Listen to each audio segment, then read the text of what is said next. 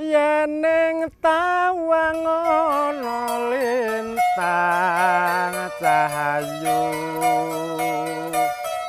aku ngenteni tekamu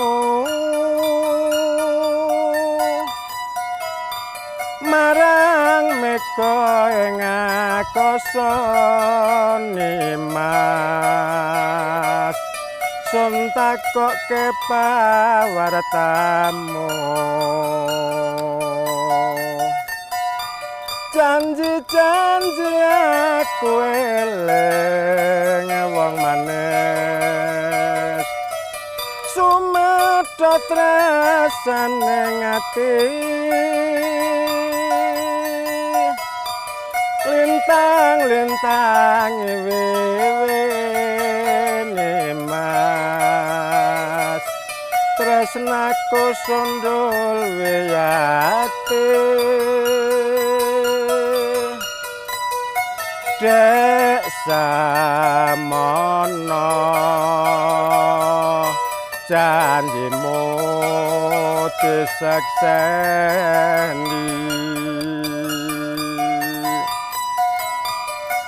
meko kartika kairing rasa tresna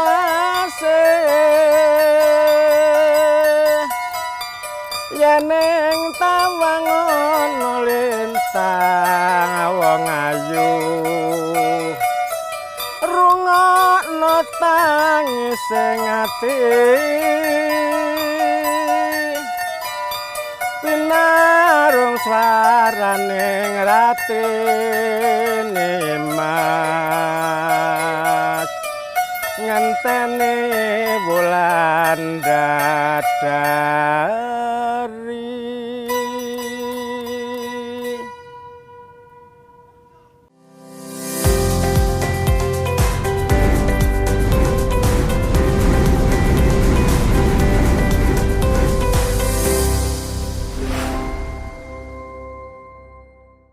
Selamat datang di Museum Keliling 2021. Saat ini, sejumlah pakar bakal duduk bareng memperbincangkan bahasan yang menarik. Geliat seni tradisi Purbalingga dan kegelisahannya dibahas tuntas dalam diskusi para pakar. Bersama Darno Kartawi,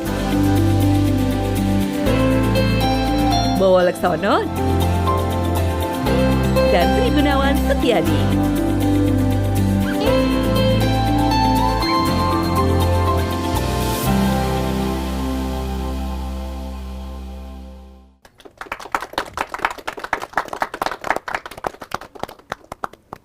Assalamualaikum warahmatullahi wabarakatuh.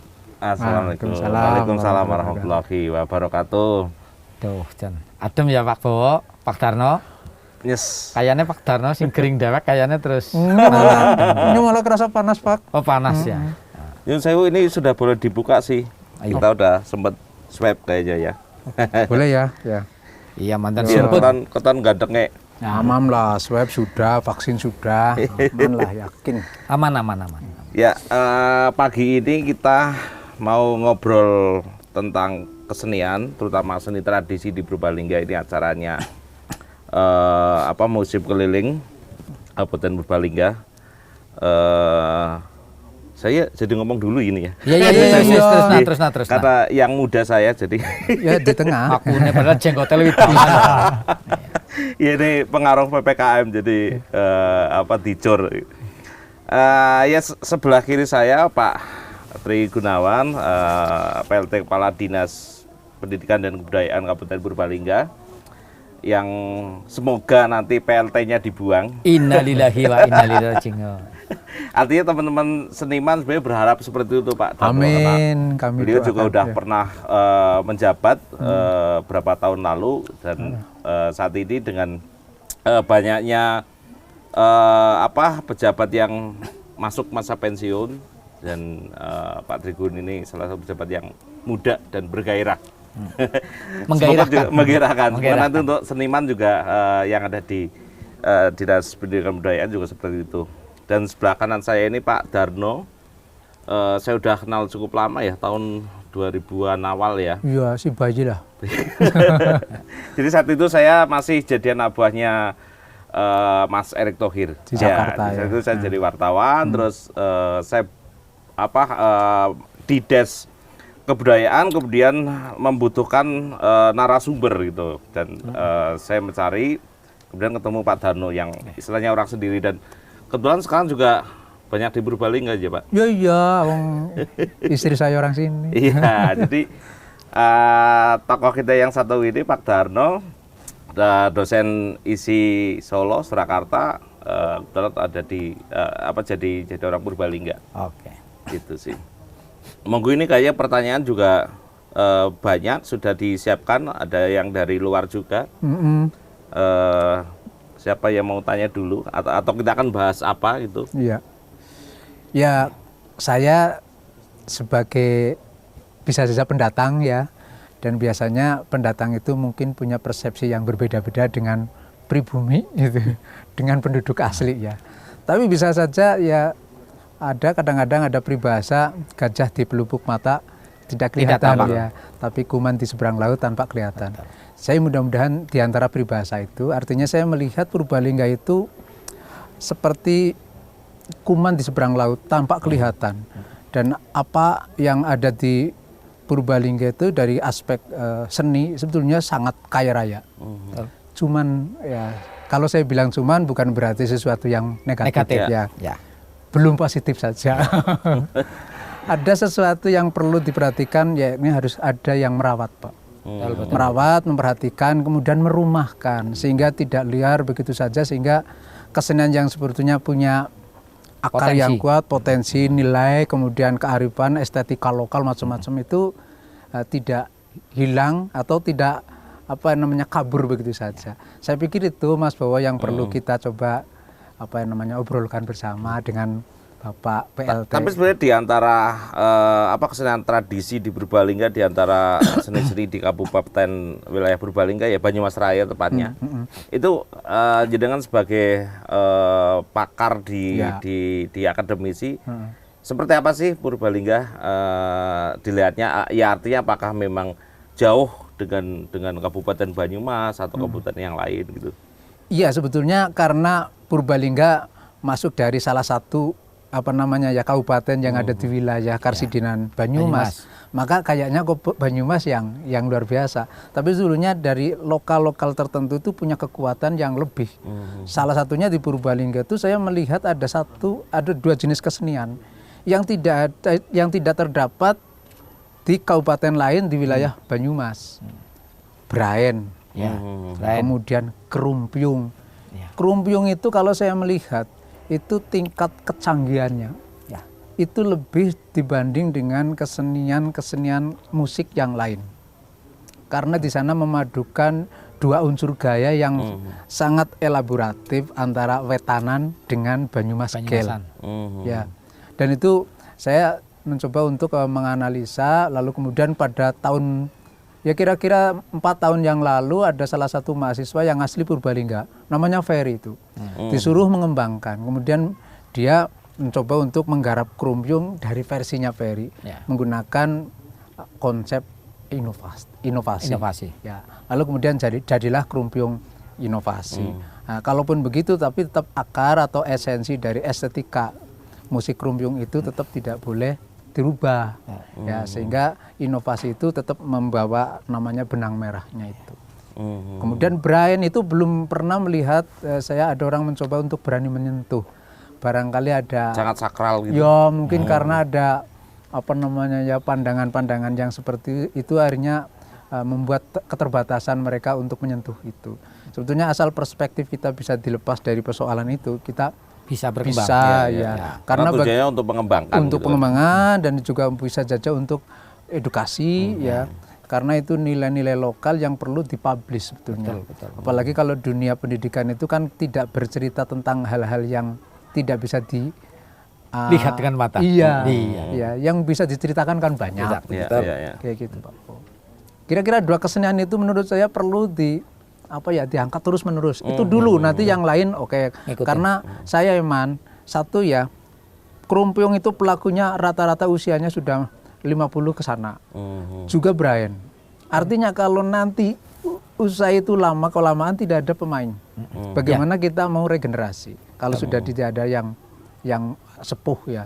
Nah, makanya itu yang perlu diperhatikan lebih awal. Kalau yang lain mungkin masih ada yang pemain muda-muda ya. Gitu, Pak.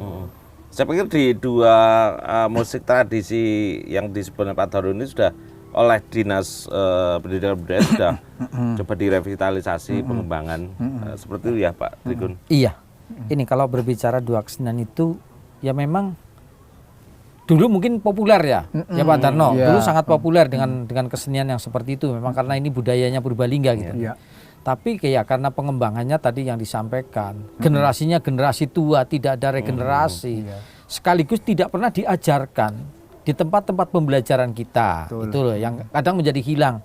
Loh sekarang kayak misalnya tek-tek dikembangkan lagi ya Pak Bowo, itu sekitar tahun 95-an ya mulai ya Pak Bowo ya. Itu kan terus dan di sekolah dan sebagainya sehingga berkembang begitu luar biasa. Nah ini pun menurut saya tadi yang disampaikan Pak Darno itu bahwa kesenian krumpiung, kesenian brain yang sudah hampir punah gitu.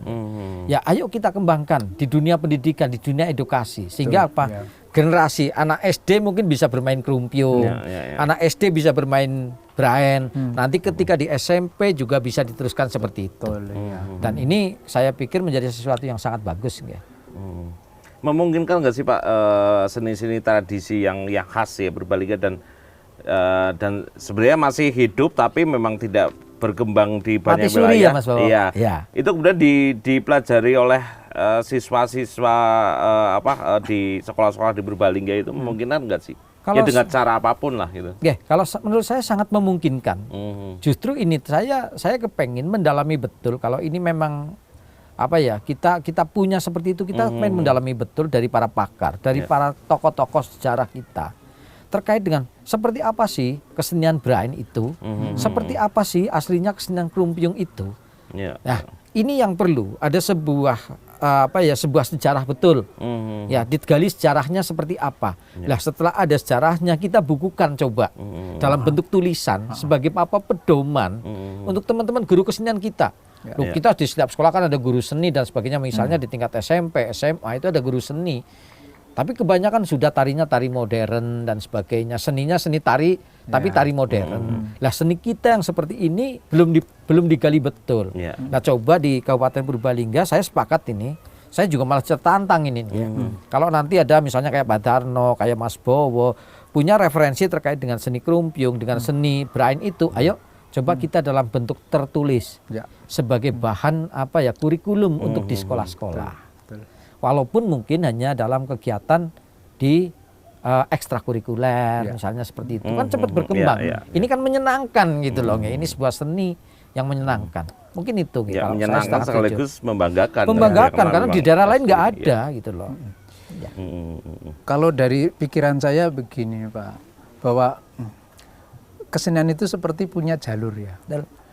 Dua jalur yang sama-sama sebetulnya potensial.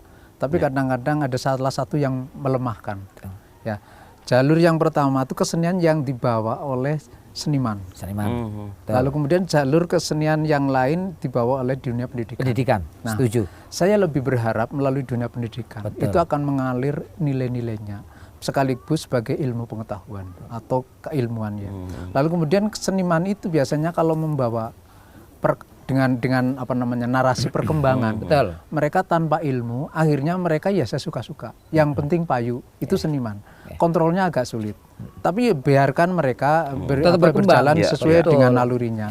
Kalau dunia pendidikan artinya sekarang kita guru-guru seni itu kan sedang dikejar bagaimana mereka bertanggung jawab atas profesinya yang melalui PPG itu. Maka bagaimana kedalaman dan perluasan wawasan dan kemampuan terhadap bidang mata pelajaran itu mereka sedang digodok betul. Maka saya berharap nanti Dinas Kebudayaan dengan Dinas Pendidikan bekerja sama, nanti kita ke perguruan tinggi bisa membantu dari bagaimana melatih. Mulai dari menganalisa, mengidentifikasi, menganalisa, lalu kemudian memetakan. Kemudian bagaimana menentukan mau diapakan ini? Menentukan apakah ini akan dibuat semacam kayak bikin saja kita dokumentasi untuk konservatif, ya tradisi saja, atau bagaimana akan kita kembangkan dengan Inovasi. model inovasi. Betul. Lah, dua-duanya ada ilmunya. Kalau konservatif maka kita harus tahu bagaimana tradisi yang sebenarnya, itu tugasnya akademisi. Makanya apa sih bedanya Brain dengan kesenian selawatan yang lain, sama-sama medianya menggunakan terbang gitu ya. Rodat juga Iya, itu gitu. ya. Nah, itu nanti tugasnya akademisi bagaimana membuat mengidentifikasi untuk membedakan. Lah, kalau sudah ketemu perbedaannya, maka kalau ini menjadi satu ciri khas, ini yang akan dikembangkan. Ya, nanti ada ilmunya, namanya ada prinsip pertumbuhan, ada prinsip transmedium, ada prinsip nanti bagaimana menggabungkan dua prinsip itu, Tradisional dan medium. Ya, itu. Nah, terserah nanti bagaimana selera guru ketika mereka sudah dibekali ilmu itu. Karena di dalam perguruan tinggi seni, terutama khususnya kami di bidang komposisi, pengembangan musik, itu mereka membekali mahasiswa supaya bisa mengembangkan potensi atau katakan ciri khas dari potensi kesenian tertentu. Jadi kami biasanya, kalau kamu dari mana? Saya dari Magelang, Pak. Di sana ada kesenian apa? Katakan ada soreng, kemudian apa lagi, topeng hitam. Coba bedanya apa musik topeng hitam dengan musik soreng? Sama-sama ada bendenya. Kalau bende beda, kira-kira bedanya di mana? Karena alatnya sama ini. Oh, polanya Pak, oke. Bedakan polanya, lalu kemudian dari situlah kamu mengembangkan. Jadi kayak ilmu-ilmu pertanian begitu, mengembangkan itu caranya begitu. Kalau dalam catatan kami di Dewan Kesenian Purbalingga sih sebenarnya selain tadi Brain dan Krombyong ya, ada Manongan itu ya. khas juga. Cuma memang terakhir kami riset ke sana ternyata memang ya seperti kendalanya seperti kesenian tradisi yang lain. Jadi sebenarnya orang-orang penabuhnya itu masih ada meskipun sepuh-sepuh, tapi penarinya Sudah hilang, udah pada ke Jakarta. Sudah lupa. Ya. Ini sebenarnya yang saya pengen mengatakan bahwa ini juga kegagalan undang-undang desa, ya, kegagalan banyak kepala desa yang kemudian tidak mampu mempertahankan seni tradisi. Gitu kan. Selain itu juga ada cengklung kalau nggak salah, cengklung di wilayah Kecamatan Kutasari, yang itu juga udah sempat direvitalisasi oleh pihak Dinas Pendidikan Kebudayaan. Itu. Nah, kayaknya sudah dipanggil, waktunya udah waktu makan ya, break ya. Oh ya, boleh lah.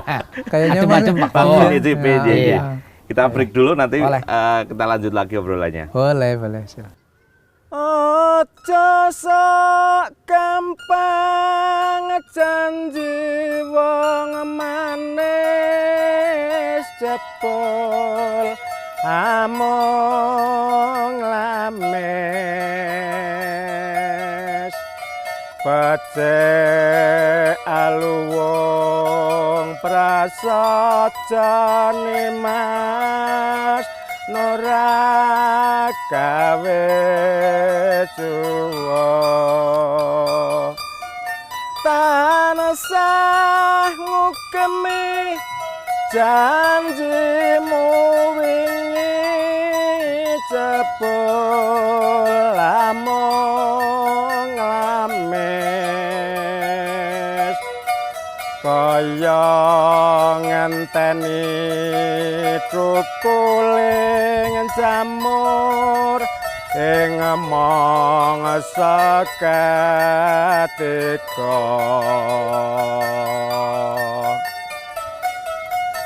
aku iki prasasat lara tanantuk jampi mbak aja mong lames kang wis dadine banjur piye akeh tuladha wong demen citra uripe rekoso milih sawiji andi kang suci tanggung bisa mukti.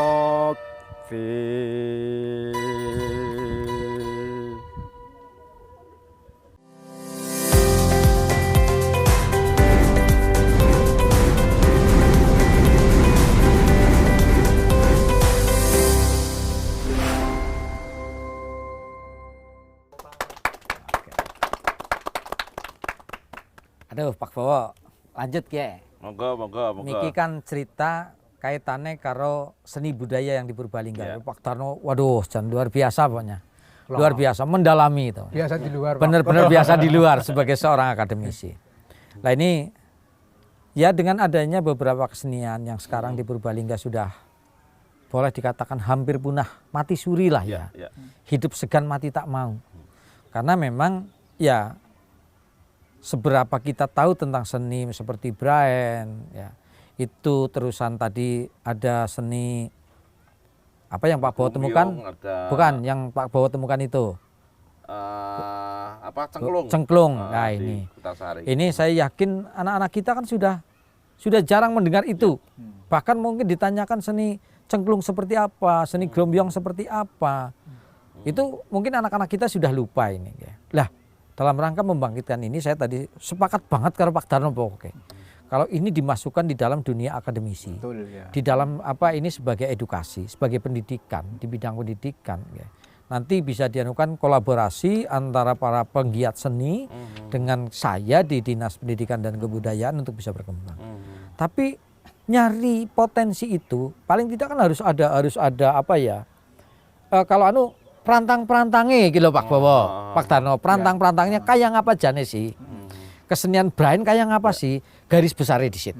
Nah itu malah justru saya sangat berharap ini kepada Mas Bowo dari Dewan Kesenian Medeni Batu Pak Darno, jenenge Dewan loh. Dewan Kesenian, Dewan yang terhormat. Anggernya biasa ngomongnya Dewan yang terhormat Pak.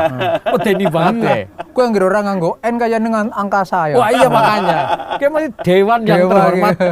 Dewan Kesenian gitu loh. Dan Dewan kesenian itu paling terhormat karena Iya. Dibanding Dewan aja gue orang melu-melu gue. Orang melu-melu Pak Bowo. Sing jelas karena Dewan Kesenian itu nggak ada gajinya. Nah, gitu kan. Jadi sangat terhormat. bebas. Iya, Iya. bebas. kayaknya orang melu-melu. Kayak orang melu-melu. Tapi paling tidak ini ya Mas Bowo. Sejauh mana ini bisa maksudnya kondisi ini di dalam masyarakat sendiri, masyarakat Purbalingga ya. Caranya anak Braen, ada yang lain itu sejauh mana jane? Isih bisa durip napora itu loh. Jenengan setelah melakukan ya mencoba untuk menggali itu, kayak bisa durip namanya ngapora. Anak perantang-perantangnya apa? Lah ketika ada seperti itu, saya boleh dong untuk menangkap itu, ayo berkolaborasi, nanti dimasukkan di dalam dunia pendidikan dan kebudayaan sebagai salah satu galian atau menggali potensi yang ada, nek bisa dikembangkan kait bocah SD. Dan yang tek-tek kemien, tekan siki kayak abon sekolah juga tek-tek kan, loh bisa hidup. Itu berawal dari para penggiat seni. Jajal Mas Bowo, tekan ngendi ge? Kalau berdasarkan kami di Dewan Kesenian Purbalingga itu kan awal ada Dewan Kesenian yang baru hidup lagi ini kan di awal pandemi. Jadi praktis memang tidak ada anggaran, terus kerja juga jadi minimalis gitu. Tapi kemudian saya sama teman-teman, apa nih yang bisa kita kerjakan? Akhirnya yang kita kerjakan adalah pendataan. Karena saya ke teman-teman bahwa kita nggak bisa kerja apapun meskipun misalkan ada anggaran besar sekalipun kalau kita nggak punya data. Itu makanya kita mulai dengan pendataan dan itu jelas belum maksimal karena kita masih sekedar informasi dari jejaring sama dari media sosial. Saat ini di data itu ada sekitar 600 kesenian yang itu bentuknya jenis kesenian. Iya bisa dibilang bukan modelnya adalah kelompok seni ataupun individu. Jadi kayak seni sastra sama seni lukis itu kan individual, tapi di kesenian yang lain terutama seni tradisi itu kelompok. Ada 600 yang terdata saat ini. Artinya bisa lebih dari 1000 ya yang memang informasinya belum nyampe. Meskipun di setiap musrembang saya selalu mengingatkan ke camat, ke kepala desa agar bisa nggak ikut membantu untuk melakukan pendataan agar kami bisa cepat memiliki data itu karena untuk bisa siapapun nggak bisa bekerja tanpa data itu kan dari situ. Nah dari 600-an ini ada 2/3-nya jadi sekitar 400 itu seni tradisi itu kan. Jadi 200-nya itu di seni modern. Jadi luar biasa sebenarnya Purbalingga. Nah persoalan apakah ini bisa hidup, bisa bertahan, bisa berkembang? Wah saya masih belum bisa menjawab, berat. Artinya saya nggak bisa jawab sendiri gitu loh. Mas Bowo. Saya yakin itu nggak bisa. Kalau gitu. Ya ini kan butuh kerjasama bareng-bareng semua pihak ya. Tapi paling ora ke anak-anaknya di situ ada perantang-perantangnya di situ. Dan ini akan dikembangkan nang sekolahan, misalnya mau dikembangkan di sekolahan, itu harus ada cikal bakalnya dulu yang seperti apa. Karena saya yakin ketika teman-teman guru kesenian dan sebagainya untuk menggali sendiri kayaknya kecil kemungkinan, kecil kemungkinan. Ya. Apalagi nanti sampai dengan ini butuh alat ini itu dan sebagainya. Itu kan para penggiat seni menurut saya yang menjadi cikal bakalnya ini untuk tumbuh kembali dan nanti gayung bersambut. Ini ki Pak Trigun ki lho nang kene ana Brian modelnya ya kiyen, pakaiannya ya kiyen, terusan alat sing dibutuhna kayak gini. Dikembangkan seperti itu. Oh iya jajal dicontoni siji mengko tok nggo ngembangaken nang dunia pendidikan dan kebudayaan. Gurune jajal sih kon ngaji. Anak kesenian Brian iki kayak kepriwen, ini ada kerompong, jane gurune kon ngerti disit gitu. Maksudnya kayak gitu loh Pak Bowo. Tadi ketika ini sudah ada pendataan dan sebagainya di daerah mana data itu ada, terus di situ masih ada cikal bakalnya apa tidak yang bisa memberikan petunjuk memberikan petunjuk agar ini bisa dihidupkan kembali, diselamatkan. Mungkin Maksudnya kayak Pak gitu. Padarno di Pak akademisi Darno. apakah memungkinkan nggak sih dari sisi Kajian akademisi kajiannya kemudian dikembangkan lagi gitu. Justru itu yang saya pikirkan saat ini tepat. Karena dengan peraturan baru bagaimana potensi daerah itu menjadi salah satu bidikan dunia pendidikan untuk diangkat dari aspek kearifan lokal itu. Kan ada pembagian bagaimana yang sifatnya umum dan sifatnya lokal. Nah, guru sekarang itu rata-rata kan basisnya kan S1 skripsi, penelitian. Riset. Artinya mereka sudah punya bekal itu. Lah, kita tidak bisa membuat pengembangan tanpa riset. Kalau berbasis riset artinya semua guru seni bisa diarahkan ke sana. Pertama kali dokumen kemudian mereka riset, lalu kemudian dicari aspek potensi-potensi masing-masing itu untuk dicari ciri khasnya. Nanti kami dari perguruan tinggi membantu yang kaitannya dengan bagaimana untuk memilah data itu, mana yang kira-kira data sebagai data sekunder dan data primer. Karena yang harus diangkat itu yang benar-benar data berkaitan erat dengan nilai lokal itu. Kalau kami mengatakannya sebagai estetika lokal, kearifan lokal ya. Dan itu nanti kalau guru-guru sudah paham bagaimana cara meneliti, meriset, kemudian mengidentifikasi, baru kemudian kita ajak bareng-bareng untuk diskusi guru-guru itu, bagaimana cara mengembangkan. Kita punya ilmunya Pak. Tenang saja kalau yang penting dinas pendidikan itu punya kebijakan dan kan punya otoritas. Bagaimana menekankan kepada guru kalau kamu tidak melakukan ini maka nanti kamu tidak akan bisa mendapat poin reward dan lain sebagainya yang biasa saja itu adalah sebagai tanggung jawab seorang guru yang harus ada sertifikat profesional. Nah ini malah kayak gini Pak Darno, bagus ini. Ini sebuah peluang bagi teman-teman guru keseniannya. Yang kadang kayak gini, mereka kebingungan membuat suatu karya ilmiah. Itu pun kebingungan. Sekarang makanya banyak teman-teman guru itu menulis. Tapi nulis tok Pak. Lebih tepatnya dipaksa menulis. Iya dipaksa menulis. Lah kalau ini betul Pak Darno tadi memberi harapan ada sebuah pencerahan bagi kami di dinas pendidikan. Saya kepengen nanti diarahkan ke situ. Diarahkan ke situ. Pada saatnya mungkin kami perlu mendatangkan para ahli seperti Pak Darno, seperti Mas Bowo, jajal gekon cerita nang ngarepe guru kesenian kita. Terkait bagaimana menggali potensi lokal yang ada. Kearifan lokal yang ada. Sehingga membangun estetika kembali untuk Purbalingga gitu loh ya. Ini kan bagus sebetulnya. Ini bagus. Dan bagi guru diuntungkan. Karena Siki ngulet kredit poin angel pol. Arep munggah pangkat sekarang 3C mari 3D harus ada karya ilmiah yang nanti harus dipublikasikan melalui jurnal ilmiah misalnya di koran-koran di media baik lokal maupun nasional. Lebih tepatnya mungkin guru karena kebingungan ya mau ngapain gitu ya. Iya, karena bingung ngapain sehingga hanya muncul sebuah buku, hanya buku bercerita tentang seni tapi implementasinya menggali implementasinya. Ki anak kesenian, ki anak Brian jajal nulis tentang Brian tapi mengko dilakoni. Dibuktikan nang sekolahan bocah-bocah dilatih kayak gitu loh. Saya sangat setuju Pak Darno. Lemahnya di dunia pendidikan khususnya untuk seni budaya itu karena apa ya, langkanya buku-buku ajar yang mereka itu riset sendiri. Ya, sehingga dia membaca, kalau mereka membaca kemudian salah persepsi, maka terjadi juga miskonsepsi. Ya, ya. Sesuatu yang ditafsir sendiri kemudian salah. Salah. Nah, kalau dia penelitian sendiri, dia menemukan, lalu kemudian dia bisa mengarahkan dirinya Mengembangkan, sendiri. ya, mengembangkan diri sendiri, betul. Nah, kalau sudah bisa mengembangkan, bagaimana memberikan pengetahuan kepada siswa itu gampang. Lebih mudah. Lebih Ya, gampang. karena ngelakoni dewek ya Pak Tarno ya. Karena kalau Oke. orang sudah bisa mengembangkan itu nanti guru itu akan kreatif bagaimana membuat semacam analogi metafor. Iya. Ya. Tetap Karena- anak ide baik Iya, gitu ada ya ide pasti terus, ngeliat ya. ya. Terkait dengan kebijakan tadi, saya pikir akan mengarah ke kalau bang kebijakan udah baik itu mewujudnya adalah ke regulasi ya. Ini Iya. kembali jadi tugas pemerintah daerah ya, karena Iya. memang undang-undang pemajuan kebudayaan ya Undang-Undang Nomor 5 tahun 2017 sudah ada ya. ya kan. Memang turunannya belum sampai ke Ah. level perda. Betul. Nah, Ya. itu kan dibutuhkan juga kan bagaimana pelindungan terhadap seni tradisi.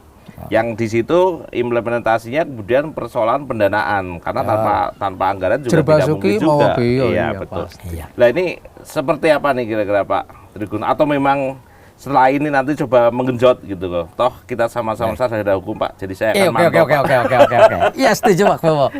Gini ya, kalau menurut saya ini sesuatu yang bagus untuk bisa dikembangkan.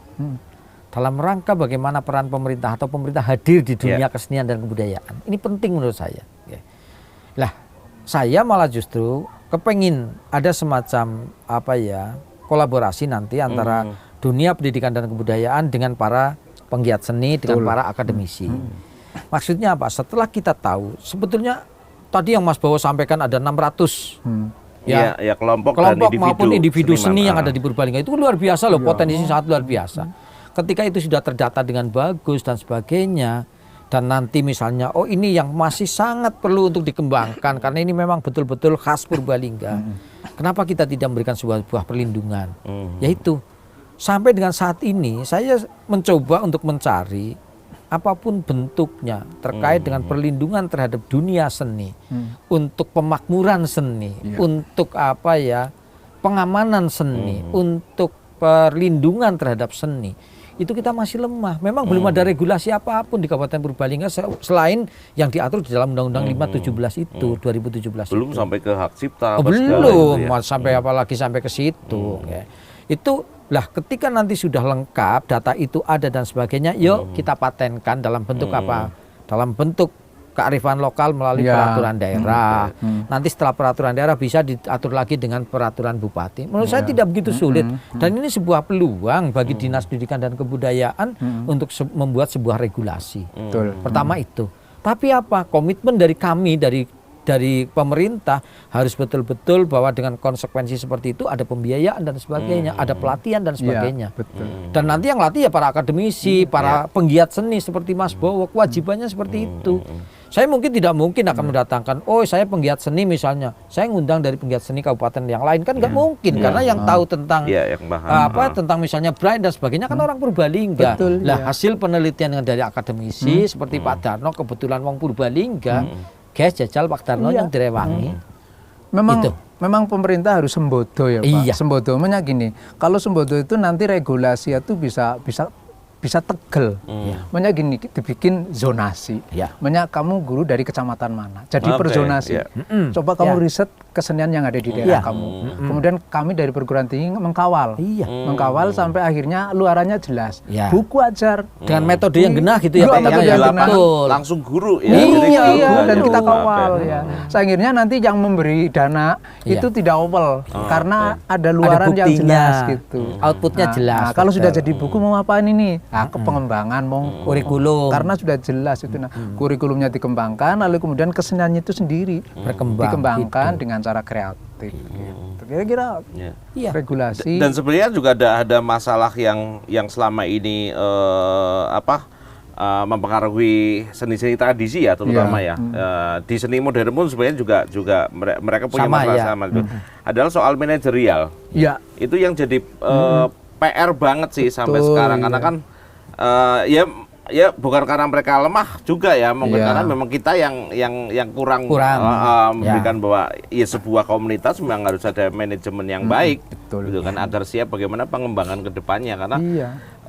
berkumpulnya berapa orang itu kan butuh diatur, Iya. gitu Iya, kan, betul. pemimpinnya Saya setuju, Mas berapa Bowo. itu. Oke. Lah itu saya pikir jadi PR juga, Iya. gitu kan. Oke. Jadi nggak cukup Biaya pengembangannya toh. ya terbentuk terus ada anggaran lah. Iya. Kalau ini nggak ada motoriknya untuk berjalan ya akan repot juga. Betul. Iya.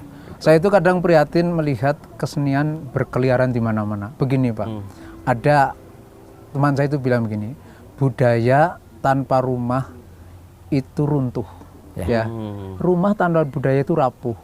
Maka kalau ketika saya melihat kesenian-kesenian dipentaskan di perempatan jalan, yang kadang-kadang saya itu mirisnya ketika Pak Camat, Pak Lurah ngomong tentang kesenian tradisional yang Oke, adiluhung, menggebu-gebu. itu miris gitu loh. Ngomongnya menggugu Apa Pak ya. Camat nggak pernah melihat kesenian di perempatan jalan yang begitu? Untuk kamen Di ya. mana adiluhungnya? Maka ini perlu rumah. Iya. Ya bagaimana cara merumahkan? Ya perlu dana.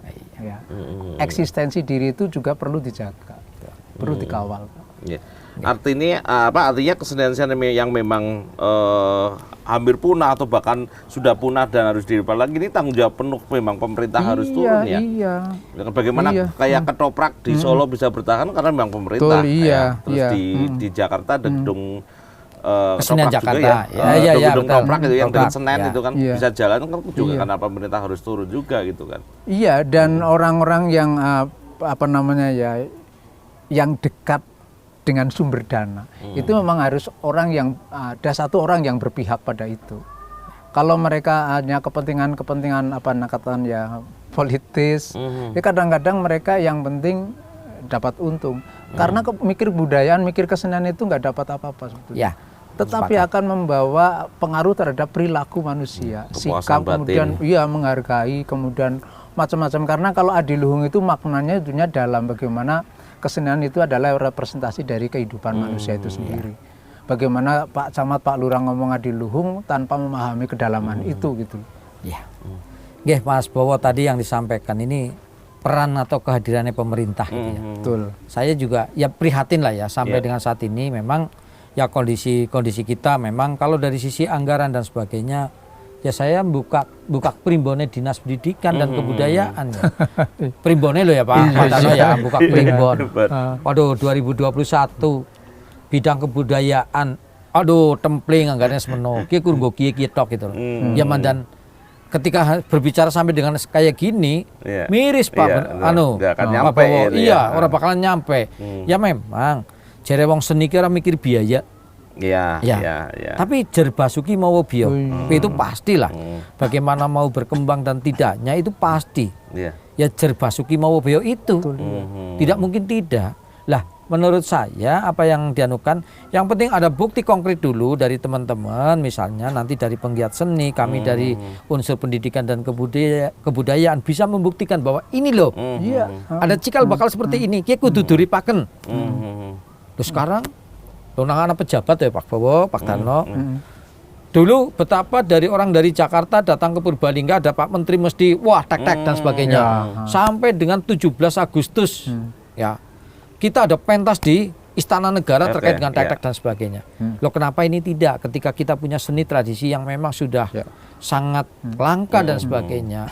Dan ini merupakan representasi dari kehidupan masyarakat. Betul, Sebagaimana iya. tadi Pak Darno sampaikan, itu kita kembangkan. Menurut saya sebagai Kepala Dinas Pendidikan dan Kebudayaan malu Iya.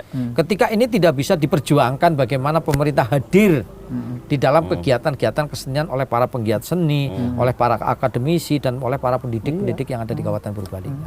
Insya Allah saya komitmen lah. Insya Allah saya komitmen. Oke.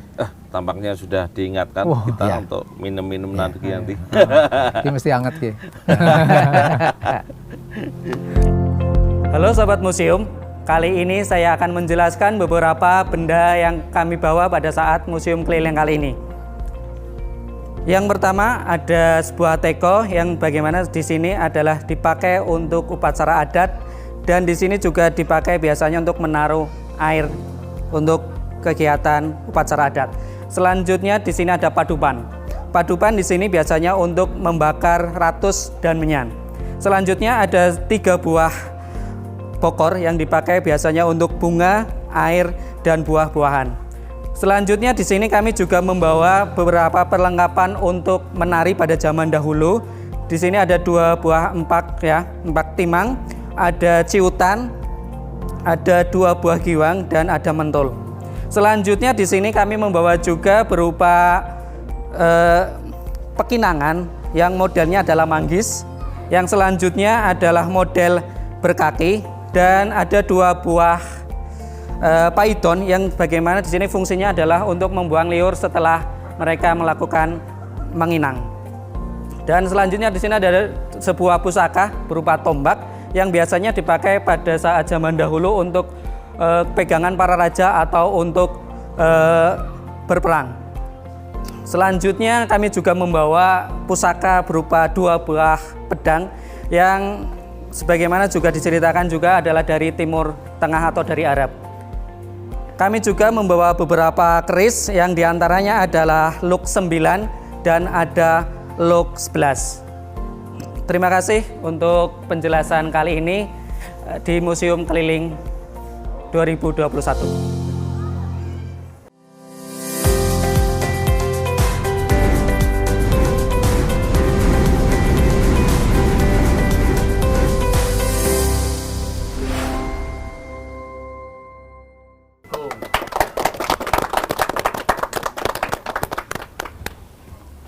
Ya, Dari mana Ki?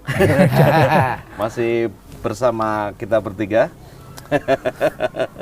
Orang terganteng di panggung ini. Iya. Ini sudah agak mulai panas ya Mas Bro. Iya, mulai hangat. Mulai hangat ya. Hangat ya. Mulai hangat. Padahal wetang jaine rong ngoten. Ya. Ini mau ngomong apa lagi nih? Ini ada pertanyaan yang diambil dari media sosialnya Museum Purbalingga, dari Mas Apep Munandar. Itu kayaknya buat kita bertiga ini Pak. Waduh, coba. Jadi ya pertanyaan menarik banget sih ya, karena ya, ini anak muda ini masih. Jadi upaya yang dilakukan pihak terkait, ya pihak terkait mungkin maksudnya kita ya. Kita jenengan aja kali. Untuk menarik minat generasi milenial ya, generasi muda saat ini, bagaimana caranya mereka itu harus melestarikan kesenian tradisional. Ya. Memang itu PR yang berat ya. ya. Tapi monggo jenengan dulu. Tapi nyong wong telu kudu beda ya. Oh iya. Iya nyong dewek. Iya, pendapatnya yang beda Mas. Anggere nyong dhisik sing ngono gampang. Jadi contoh.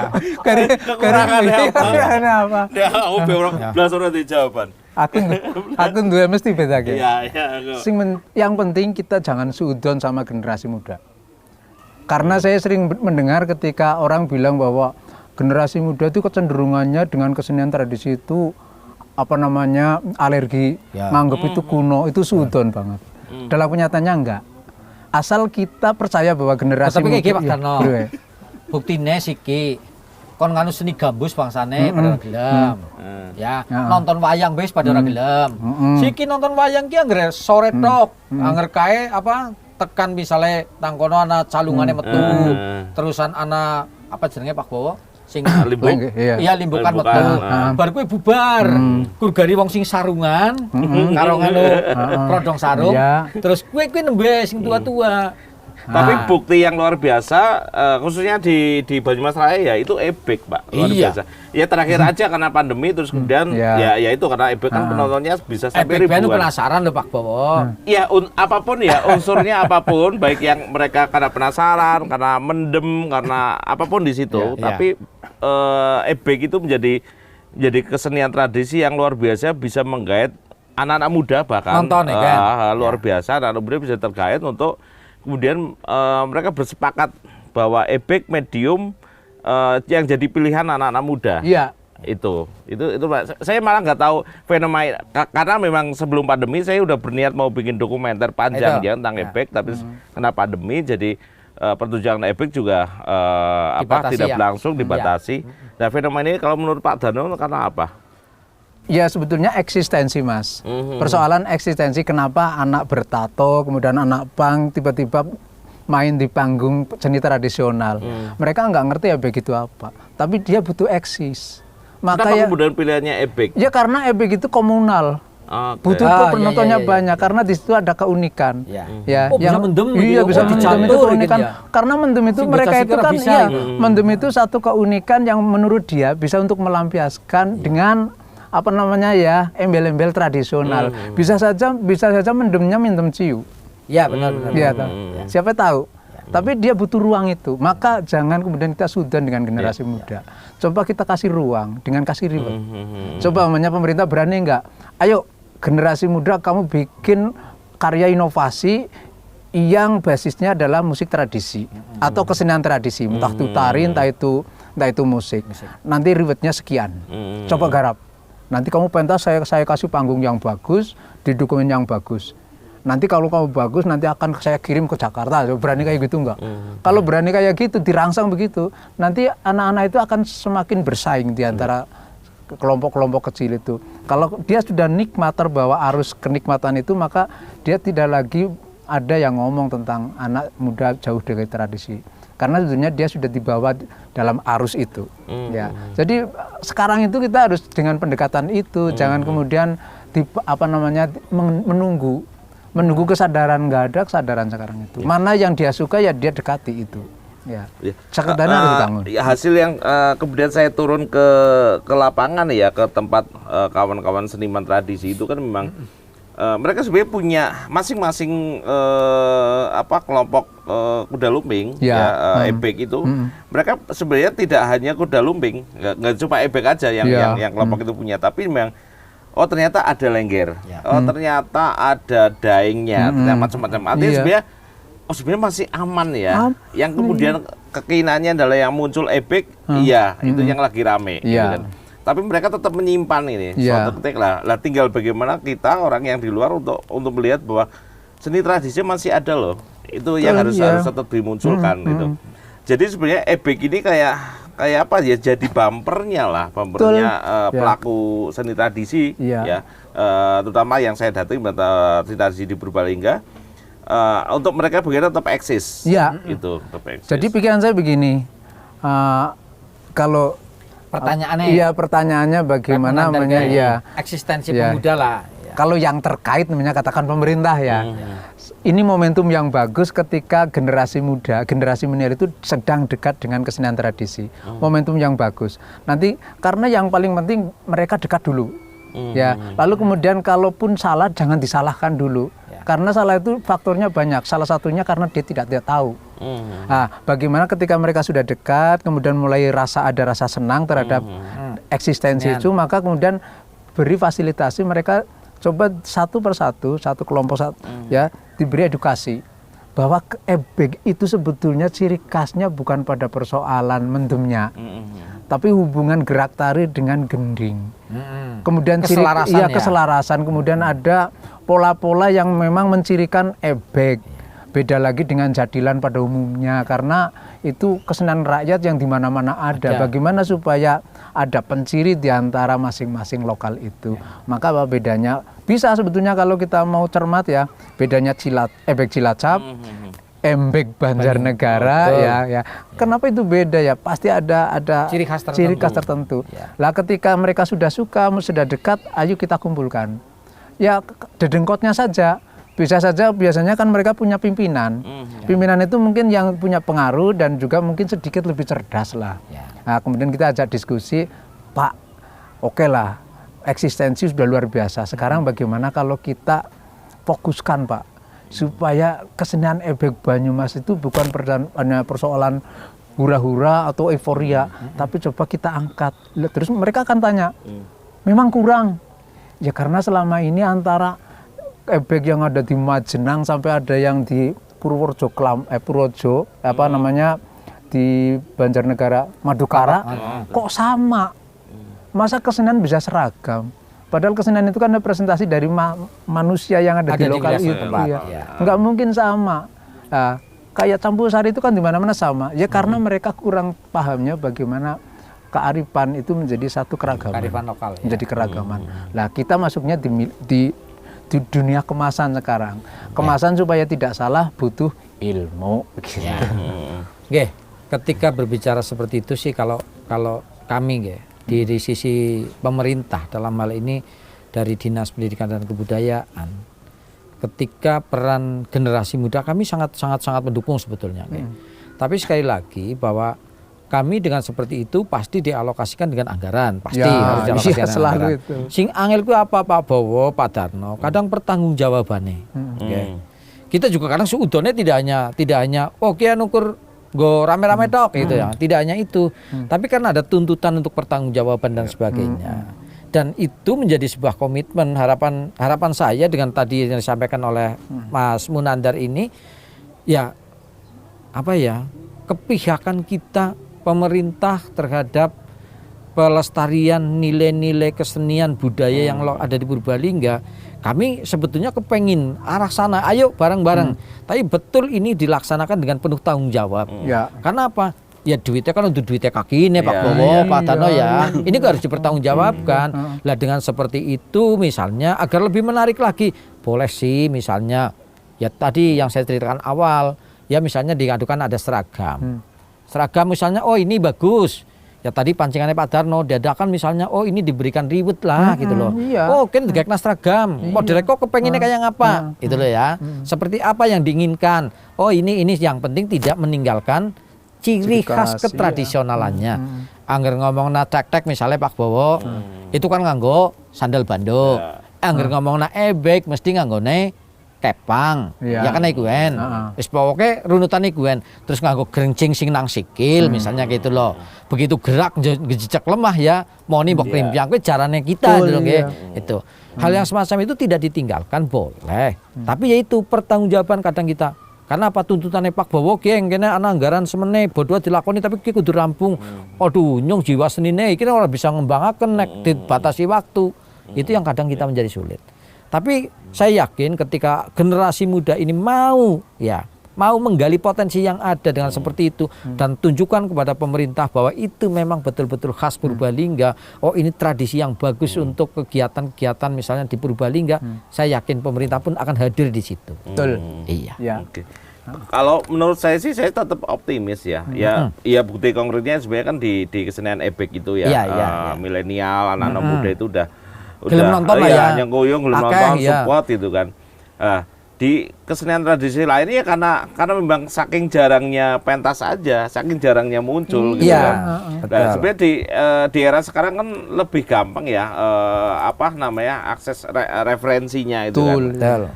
Siapapun udah bisa bikin videonya, kemudian mempostingnya dan bisa diakses oleh siapapun gitu kan. Lebih mudah lah untuk memperkenalkan seni tradisi ke anak-anak muda gitu. Jadi memang tinggal bagaimana semua pihak lah ya untuk sepakat yuk support gitu kan. Betul. Karena kalau bukan kita ya siapa lagi. Betul. Jadi peristiwa dulu bahwa seni tradisi kita diambil negara lain, Malaysia, Singapura, terus kita baru reang gitu kan. Sebenarnya kan bukan sesepele itu sebenarnya karena memang bisa jadi karena memang orang Indonesia yang lagi memperkenalkan seni kita di sana itu bisa jadi lah. Kita yang kerepotan kan seolah-olah kecolongan, padahal selama ini nggak ngapain juga itu kan. Itu sih kalau menurut saya dari pertanyaannya Mas Munandar ini gitu. Jadi menurut saya pentingnya strategi. Jadi polanya kira-kira menurut saya begini untuk awal ya Pak. Ya pasti dana itu adalah bagian dari pemerintah. Polanya bagaimana penggemar-penggemar itu ya untuk mereka tampil kita lihat dan seolah-olah kita itu kalau orang Jawa itu istilahnya ngujos ya ngomong dulu ngomong pentas sekarmu di situ terus mereka kasih dana ya untuk pentas sekarnya dikasih dana. Setelah itu kemudian mereka pimpinannya diajak kumpul ketemu. Oke, saya sudah melihat potensinya luar biasa, yakin apik banget. Sekarang bagaimana kamu saya tantang nanti dengan dana yang lebih besar. Saya tantang tahun ini kita akhir tahun ini akan mengadakan lomba kreativitas dengan menggali masing-masing potensi dari setiap kecamatan. Berani nggak? Kalau berani, nanti Anda yang akan menguasai ebek yang ada di Purbalingga. Iya, dikompetisikan karena tolak ukur bagaimana perkembangan yang bisa dilihat dari proses itu hanya dengan lomba. Ada persaingan itu. Iya, bukan berarti lomba itu akan merusak rasa. Enggak, asalkan menggunakan riset tadi. Kayak gini Pak Darno. Sing wis-wis pada apa jere?